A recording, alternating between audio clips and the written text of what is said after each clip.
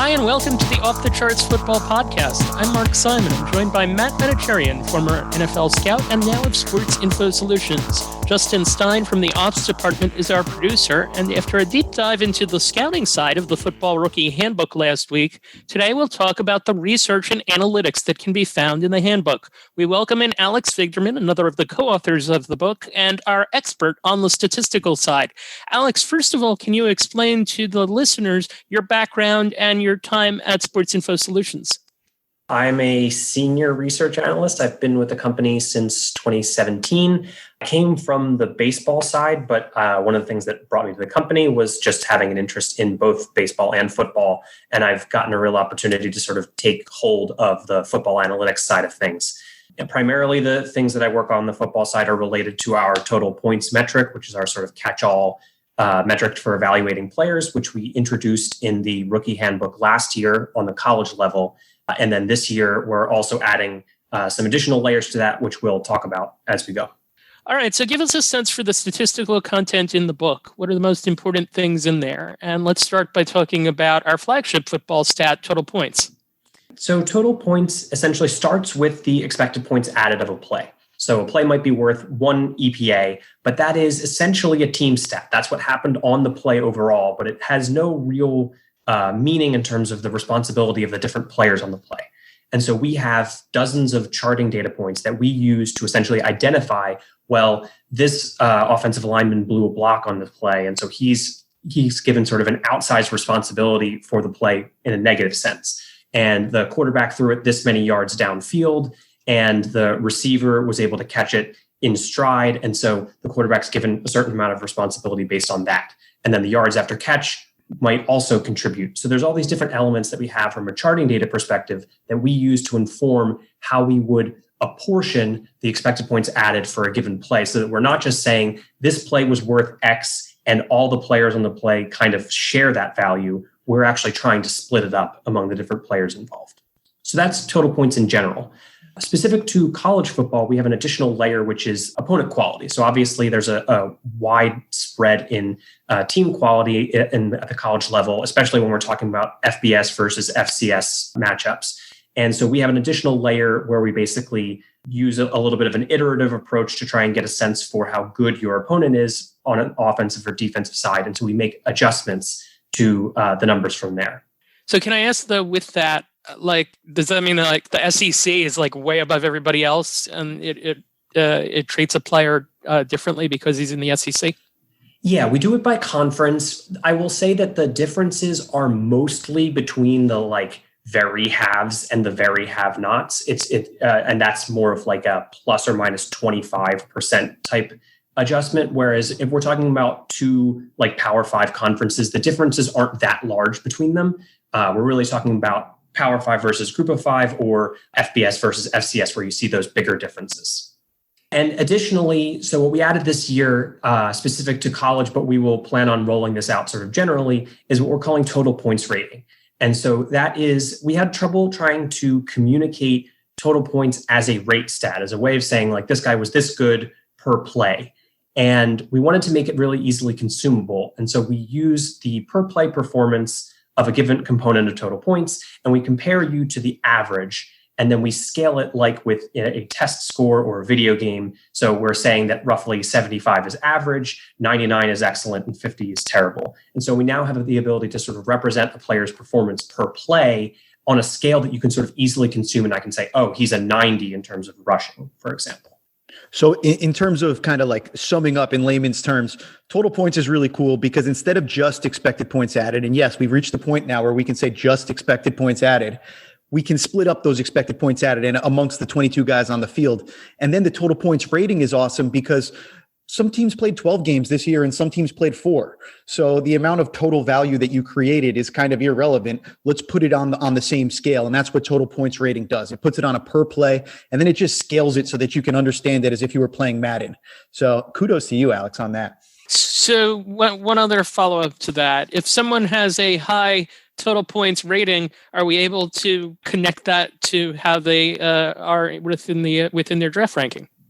So in terms of our rankings, we essentially identify, we sort of split the process between the scouting side and the analytics side, and we want to present it that way. We don't necessarily want to try and sort of force these two stories to line up with each other. We want to present what he looks like on film and what he looks like on the stat sheet. And you can basically, mix those to whatever degree you want. We want to sort of present these kind of independent evaluations. That said, we definitely, even in terms of editing this book and going through, we had a lot of cases where a scout would come in and say, hey, this guy's a 68 in pass blocking, but we graded him at this. And I'm going to say, that's fine. You can evaluate him one way and we can evaluate him statistically a different way. I think that that's okay, as long as we sort of understand where each of those sort of quote sides are coming from. Yeah, Mark, I think you've described the book as like very much being geared as the reader is the GM.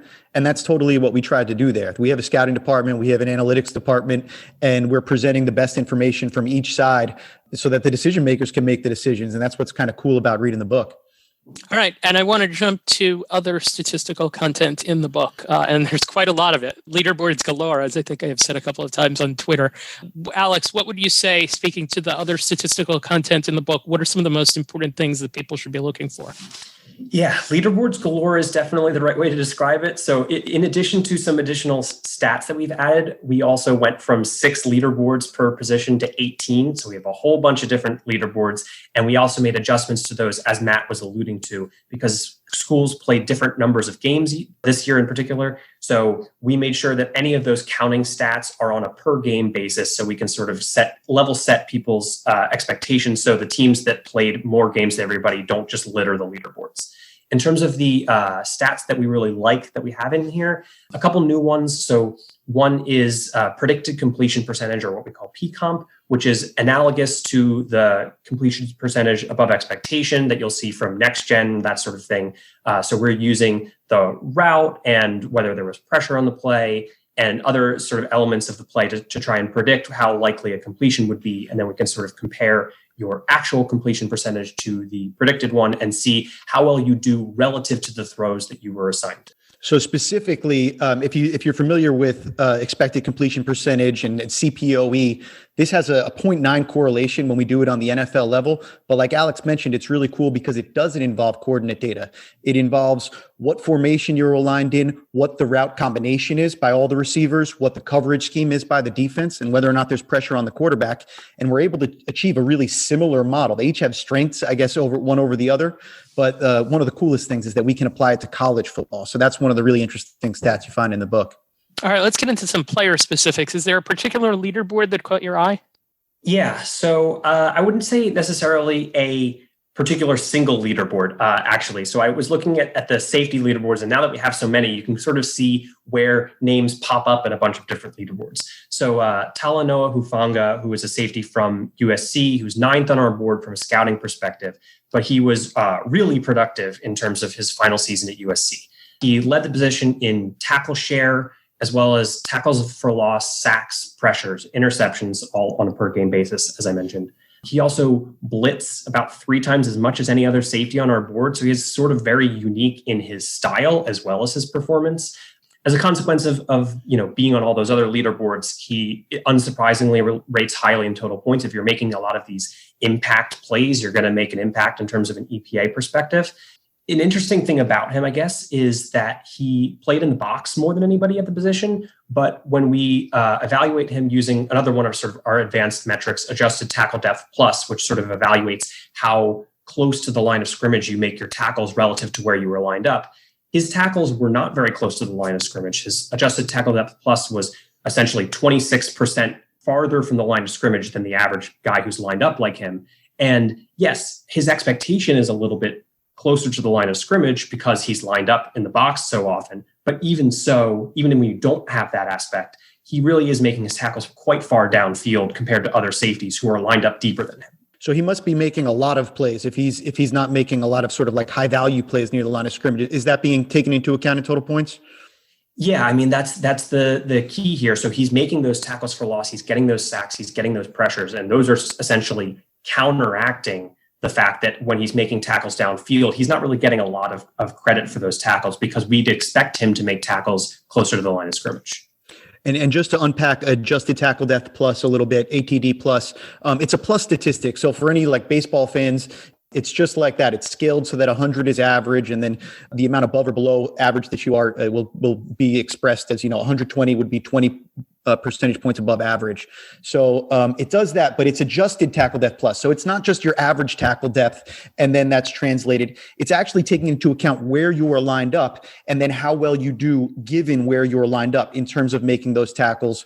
So it's one of my favorite statistics probably in the book. It's simple, but it's telling in a lot of ways. So that was just a great example of ATD plus there by you, Alex.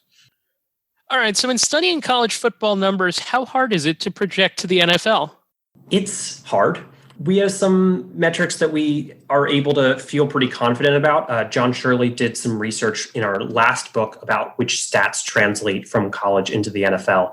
And there are some that reflect more on the style of the player, whether it's average throw depth for a quarterback, average depth of target for a receiver, scramble rate, to some extent broken tackle rate for running backs. And they do a pretty good job of translating to the next level because they reflect more on sort of the style of the player as opposed to his performance. In terms of performance metrics, we're rarely talking about correlations that are above 0.3 from college to pro for people who are familiar with correlations.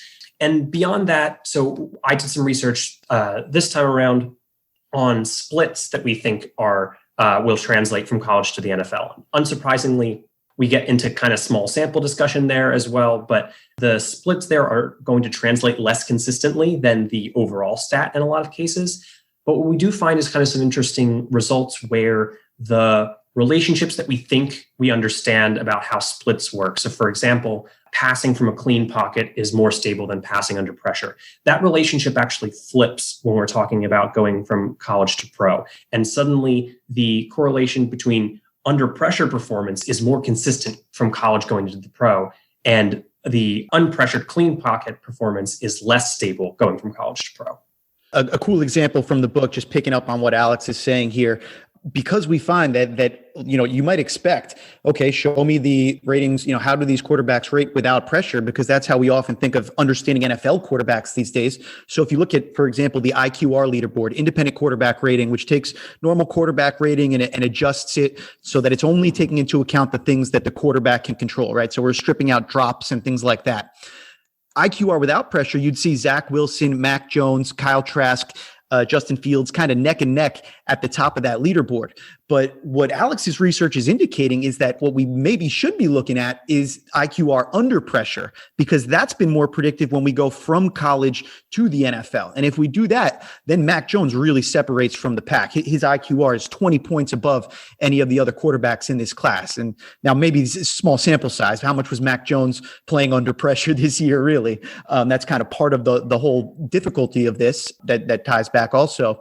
But in terms of why this may be the case, it's possible that playing without pressure between different, in the NFL, in the context of the NFL, is more similar to one another. And the context of playing without pressure in college is just so much easier than playing against an NFL defense that you might actually want to see how a player performs under pressure to get a better sense of how they play in the pros. So that part is intuitive based on what I was taught as a scout, right? We look at how guys perform under pressure. And here it is saying, we might actually want to look at that more than we might have expected. So with regards to quarterbacks, a lot of people talk about them from the perspective of the big three, but maybe should they be talking about them from the perspective of the big four because of Mac Jones' statistical inclination? There are really, I would say, 5 quarterbacks that are in that top category. You got to throw Trey Lance in there as well.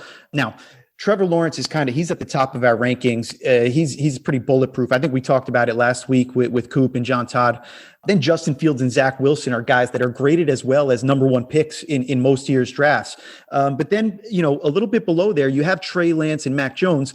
And each of those guys, I think there's a lot of reason to be excited. If you look at their different statistics, you can look at their statistical profiles and see a lot of production in very different contexts. It's like Mac Jones was on a team that was so much better than everybody else that it's hard to understand what his stats mean. And Trey Lance was playing at a level of competition that's so much lower than everybody else that it's hard to understand what his stats mean. And in terms of athleticism, these are opposite prospects. So one of these guys, Mac Jones, specializes in accuracy, which goes into some of those statistics I was just talking about. Trey Lance, his specialty is athleticism. So there's boom or bust, I think, potential with either of those guys. And that's why they're both probably going to end up going in the first round. You both wrote articles for the book outside of the scouting component of the book, as did a number of our colleagues. Let's give them a shout out. John Shirley, John Veros, Dan Formbach, Sarah Thompson, Bryce Rossler, and Sam Linker. I wrote a piece as well. Mark Simon. Of the things that were written about by some of our colleagues, there was injury risk, press coverage. You wrote about turf injuries. COVID was talked about. Looking ahead to 2022, what were the most interesting pieces that you think are in this book that people are going to enjoy? Yeah, as you kind of mentioned there was one sort of motif around injuries in this book, for lack of a better word, where there were a few articles. We do an article every year where we break down what kind of injuries are happening because we've got such an extensive injury database. But this year, for example, the one that I wrote really dove into the effect of turf. There's been research done in the past on maybe turf is causing an increase in injury risk. And even the NFLPA president, J.C. Tretter, has referenced that there are studies that show this. So we looked into that within the context of our own data with NFL players, and we found some interesting results. We did find that injury risk increased on turf. We found that really across the board, there were more injuries happening on turf fields, no matter how we sliced and diced it. But what was weird is that these weren't happening with the types of injuries that we expected them to happen with. So where other research has shown non-contact injuries and lower body injuries have been the source of the increase, we actually found yes in terms of ankle injuries, but maybe not in terms of knee injuries. And that could be because the technology has changed and they've put in a lot of focus over the years on improving the way that these turfs handle knee strain. It's hard to say exactly what the results mean. That said, we find that it's the contact injuries that are where the increase that we see in injury risk is happening on turf, not the non-contact injuries. So again, what exactly that means, we can't say for sure, but potentially that means that just the way people can fly around like missiles on turf and have that sort of a surface to play on, that increased speed of the game might actually be coinciding with increased injuries. Yeah, I think we still have some time to kind of work through this. We're really starting to really hit our groove in terms of using the injury data that we've now collected to analyze a lot of different things. So I think we're going to be looking at that a bunch more over the next year or two, certainly. Just to your point, Alex, the much more interesting article about injuries is John Shirley's article about injury risk, where he's actually developed a machine learning model that predicts injury risk. So we should mention that one too. Yeah, and certainly, there's plenty of stuff in there, and we don't want to necessarily give you everything for free. So we want to make sure that people still have things to enjoy from the book when they actually get around to reading it. So from my perspective, another John Shirley joint, actually, the press coverage analysis. So this is something that he had written a little while ago and sort of updated for this book. And essentially, a lot of the times when you do analysis, you go in with a certain expectation, and sometimes the results sort of nail that expectation. And to me, this article is exactly that. It's showing that press coverage is effective, but there's a sampling bias where only the guys who can sort of handle it are going to be doing that. So you're going to be reducing the completion percentage. You're going to be reducing your effectiveness per target. But when you get beat, you're going to get beat worse. And these sort of results are things that sort of come out in his analysis. And you see it both at the NFL level and at the college level. But obviously at the college level, you see it a lot less, because you have a lot fewer athletes who are going to be able to pull that off. And so it was just a nice article and just a good way to sort of confirm what we think we know about this kind of coverage. It's like the most football-y thing ever in terms of like when you look into statistics that you're like, oh, press coverage works better. And then you're like, oh, well, you can only use press coverage if you're really good at it. So, which is what we kind of knew ahead of time, to your point. So I agree with you on that one. Yeah, and I guess I will also mention, Mark acknowledged this a little bit earlier, but one of my favorite things of the book each year is at the end of the book, after you've seen all the stuff about the 2021 prospects, the guys for the current year, you get to see a look ahead to the guys next year. And you get a little bit of a taste of the players that you might want to look for in the coming year and guys who are sort of statistical outliers who you can keep an eye on going forward. 700 pages, the most football-y thing you will ever read. The 2021 SIS Football Rookie Handbook is coming soon, featuring scouting reports on more than 250 players entering the NFL in 2021. The handbook is a must-read for football fans. The book is written as if you, the reader, are one of the team's decision-makers. We capture every strength and weakness both through scouting and statistical analysis, and we've got the most detailed injury information in the scouting industry. The handbook also features essays on important football topics and provides an in-depth take from the perspective of every position on the field. New this year, it will be available on Kindle. To order the Football Rookie Handbook, go to www.actasports.com or wherever books are sold. This wraps up today's edition of the Off the Charts Football Podcast. Thank you for listening. You can find us on Twitter at sportsinfo_SIS. The Football Rookie Handbook has shipped. Order your copy wherever you buy books. The best deal is through our publisher at actasports.com. There's also a Kindle edition that brings the information of the handbook to the convenience of your e-reader, cell phone, or wherever you read e-books. We'll be back in 2 weeks. For my co-host Matt Manocherian and our producer Justin Stein, I'm Mark Simon. Thank you for joining us for the latest episode of the Off the Charts Football Podcast.